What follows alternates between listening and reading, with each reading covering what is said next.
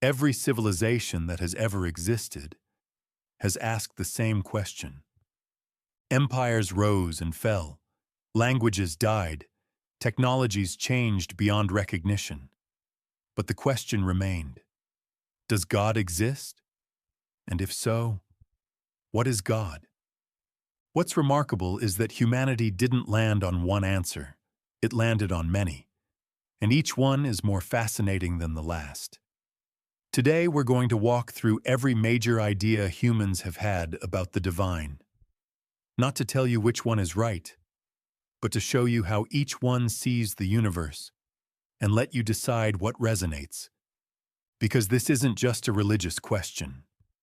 It's a philosophical one, a scientific one, a deeply personal one. Let's start at the beginning. One God above all, monotheism. The most widely held belief on Earth today is that there is one, a single, all-powerful, all-knowing, conscious being that created everything. This is the foundation of Christianity, Islam, and Judaism, three traditions that account for over half the world's population. But what makes monotheism so compelling? It's the idea of a personal God, a God that knows you, sees you, and is actively involved in the fabric of your life. Not a distant force or an abstract concept, but a being with intention, with will, with moral authority. In this view, the universe isn't an accident. It was designed, and you were placed in it, deliberately. There is order because someone ordered it. There is meaning because someone meant it. For billions of people, that is not just comforting. It is the most logical explanation for why anything exists at all. But not everyone sees it that way. Many gods, many forces, polytheism. For most of human history, the dominant belief wasn't one God. It was many. Ancient Greece had Zeus and Athena. Norse mythology had Odin and Thor. The ancient Egyptians recognized over 2,000 deities, and Hinduism, one of the oldest living traditions on Earth, contains a vast pantheon, each representing a different frequency of reality. Polytheism makes a different kind of sense.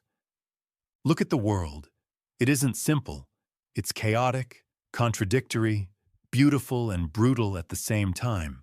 Why would one perfect being create something so messy, unless reality itself is governed by many forces, sometimes in conflict, sometimes in harmony? These gods weren't perfect. They felt jealousy, ambition, love, and rage. They were more like us, and maybe that was the point. Maybe the divine was never meant to be distant and unreachable. Maybe it was always meant to be something we could relate to. God is everything. Pantheism. What if God isn't a person at all? What if God is everything? This is pantheism, and it is one of the most quietly radical ideas in human thought. The philosopher Baruch Spinoza argued that God and nature are the same thing, not two separate entities, but one and the same. Every tree, every ocean, every galaxy spinning silently in the dark, all of it is divine. There is no God sitting outside the universe watching it. The universe itself is the divine expression. You find this idea in Taoism, in strands of Buddhism, and in the reflections of Albert Einstein, who famously said he believed in Spinoza's God.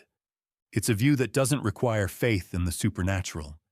It just relocates the sacred from above the universe to within it. The clockmaker, deism. Then, there is the middle ground. What if God created the universe, but then stepped back to let it run on its own? This is deism. It was the belief of the Enlightenment, favored by scientists, philosophers, and many of the American founders. The logic is simple. The universe is too complex, too precisely calibrated to have appeared from nothing. Something must have set it in motion. But the miracles? The divine interventions? Those don't fit with a universe that runs on fixed, mathematical laws. So maybe God is like a watchmaker. He built the most extraordinary watch ever conceived, wound it up, and walked away. It still ticks. It still keeps perfect time. But the watchmaker isn't adjusting the hands. It's a God you can reason your way to, without needing revelation or scripture. Just logic. And a universe too strange to have made itself. You are God, monism. This next idea might be the most challenging of all. What if the separation between you and God, between you and everything else, is an illusion? This is the heart of monism and non-dualism. You find it in the Advaita Vedanta of India and the deep mystical traditions of the West.